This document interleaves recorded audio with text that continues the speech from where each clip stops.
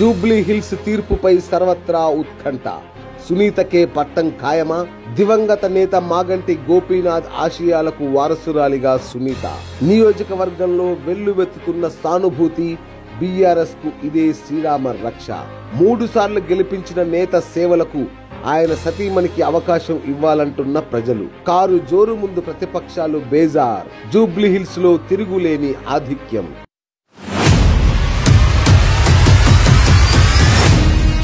అధికార కాంగ్రెస్ పాలనపై రిఫరెండంగా మారిన ఉప ఎన్నిక. గ్యారంటీల అమలులో వైఫల్యం కాంగ్రెస్ కు రివర్స్ కొట్టనుందా? నిరుద్యోగుల, మహిళల ఆగ్రహం ఓట్ల రూపంలో కాంగ్రెస్ కు షాక్ తప్పదా? బీఆర్ఎస్ చేసిన అభివృద్ధి సునీత గారికి రక్ష. షేక్పేట ఫ్లైఓవర్, బస్తీ దవాఖానాలే సాక్ష్యం. హామీల కాంగ్రెస్ కావాలా? అభివృద్ధి చేసిన బీఆర్ఎస్ కావాలా?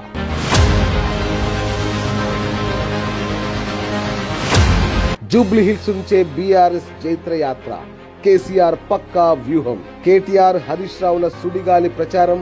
గులాబీ శ్రేణుల్లో నయా జోష్. కాంగ్రెస్, బీజేపీల మధ్య చీలనున్న ఓట్లు బీఆర్ఎస్ కు లాభమేనా?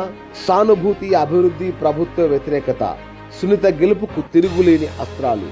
జూబ్లీ హిల్స్ కోటపై గులాబీ జెండా ఎగరడం ఖాయం. జూబ్లీ హిల్స్ తీర్పుపై సర్వత్రా ఉత్కంఠ. సునీతకే పట్టం ఖాయమా? దివంగత నేత మాగంటి గోపీనాథ్ ఆశయాలకు వారసురాలిగా సునీత. నియోజకవర్గంలో వెల్లువెత్తుతున్న సానుభూతి. బీఆర్ఎస్ కు ఇదే శ్రీరామ రక్ష. 3 సార్లు గెలిపించిన నేత సేవలకు ఆయన సతీమణికి అవకాశం ఇవ్వాలంటున్న ప్రజలు. కారు జోరు ముందు ప్రతిపక్షాలు బేజార్. జూబ్లీ హిల్స్ లో తిరుగులేని ఆధిక్యం. యావత్ తెలంగాణ దృష్టిని ఆకర్షిస్తున్న జూబ్లీ హిల్స్ ఉప ఎన్నిక బరిలో రాజకీయం వేగంగా మారుతోంది. ఇది కేవలం ఒక నియోజకవర్గ ఉప ఎన్నిక మాత్రమే కాదు. అధికార కాంగ్రెస్, ప్రతిపక్ష బీఆర్ఎస్ పార్టీలకు ఇది ఒక అగ్ని పరీక్షగా మారింది. అయితే క్షేత్రస్థాయిలో ఉన్న పరిస్థితులు, రాజకీయ సమీకరణాలు మరియు బలమైన సెంటిమెంట్ అన్నీ కలిసి బీఆర్ఎస్ అభ్యర్థి శ్రీమతి మాగంటి సునీత గోపీనాథ్ గెలుపుకు మార్గం సుగమం చేస్తున్నాయని రాజకీయ విశ్లేషకులు అభిప్రాయపడుతున్నారు. ఎమ్మెల్యే మాగంటి గోపీనాథ్ అకాల మరణంతో ఈ ఉప ఎన్నిక అనివార్యమైంది. ఆయన స్థానంలో బీఆర్ఎస్ అధిష్టానం ఎంతో ఆలోచించి స్థానిక కార్యకర్తల మనోభావాలకు విలువనిస్తూ ఆయన సతీమణి సునీతను అభ్యర్థిగా ప్రకటించింది. ఈ ఒక్క నిర్ణయమే బీఆర్ఎస్ పార్టీని విజయానికి అత్యంత చేరువ చేసిందని చెప్పొచ్చు. శ్రీమతి సునీత గెలుపునకు దోహదపడే ప్రధాన అంశాలు గనుక చూస్తే, మొదటిది బలమైన సెంటిమెంట్. మాగంటి గోపీనాథ్ వారసత్వం.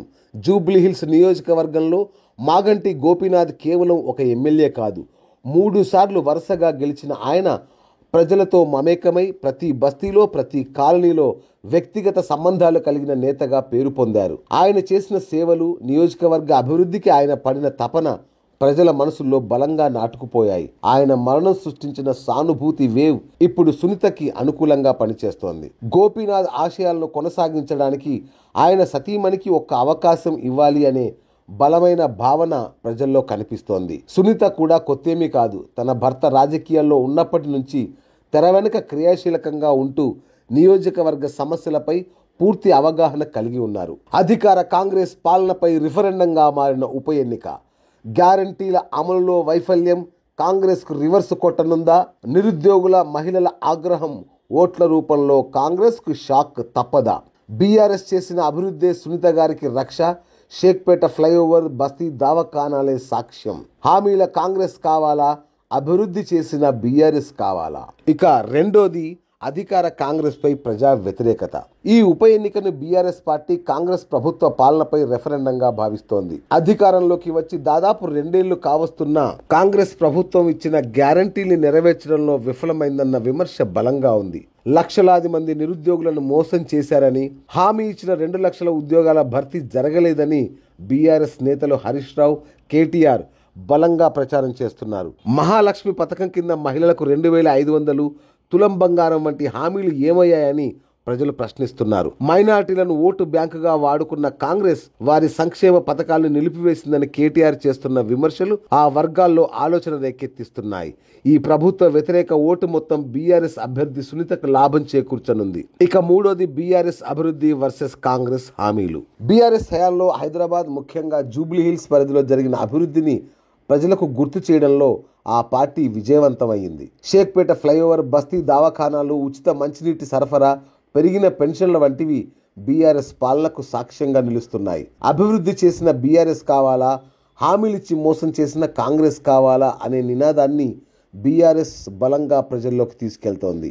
ఈ ఉప ఎన్నికను బీఆర్ఎస్ అధినేత కేసీఆర్, వర్కింగ్ ప్రెసిడెంట్ కేటీఆర్ అత్యంత ప్రతిష్టాత్మకంగా తీసుకున్నారు. తమ జైత్రయాత్ర జూబ్లీహిల్స్ నుంచే ప్రారంభం కావాలని వారు పార్టీ శ్రేణులకు దిశానిర్దేశం చేశారు. కేసీఆర్ స్వయంగా వ్యూహ రచనలో పాల్గొనడం, కేటీఆర్, హరీష్ రావు వంటి అగ్రనేతలు నియోజకవర్గంలో విస్తృతంగా ప్రచారం చేయడం కార్యకర్తల్లో కొత్త ఉత్సాహాన్ని నింపింది. ప్రతిపక్షాలైన కాంగ్రెస్, బీజేపీలు తమ అభ్యర్థుల్ని నిలిపినప్పటికీ వారి మధ్య ఓట్లు చీలిపోయే అవకాశం ఉంది. ముఖ్యంగా కాంగ్రెస్ అభ్యర్థి నవీన్ యాదవ్ కు మద్దతుగా ఎంఐఎం పోటీ చేయకపోవడం కొంత ప్రభావం చూపినా బీఆర్ఎస్ ఓటు బ్యాంకు చెక్కు చెదరలేదు. మాగంటి గోపీనాథ్ పై ఉన్న అచంచలమైన అభిమానం, సానుభూతి, సునీత మంచితనం మరియు కాంగ్రెస్ ప్రభుత్వంపై పెరుగుతున్న ప్రజా వ్యతిరేకత, ఈ మూడు అంశాలు కలిసి జూబ్లీహిల్స్ కోటపై కారు జెండాను మరోసారి ఎగరేయడం ఖాయంగా కనిపిస్తోంది. జూబ్లీహిల్స్ నుంచే బీఆర్ఎస్ జైత్రయాత్ర, కేసీఆర్ పక్కా వ్యూహం, కేటీఆర్, హరీష్ రావుల సుడిగాలి ప్రచారం, గులాబీ శ్రేణుల్లో నయా జోష్. కాంగ్రెస్, బీజేపీల మధ్య చీలనున్న ఓట్లు బీఆర్ఎస్ కు లాభమేనా? సానుభూతి, అభివృద్ధి, ప్రభుత్వ వ్యతిరేకత, సునీత గెలుపుకు తిరుగులేని అస్త్రాలు. జూబ్లీహిల్స్ కోటపై గులాబీ జెండా ఎగరడం ఖాయం.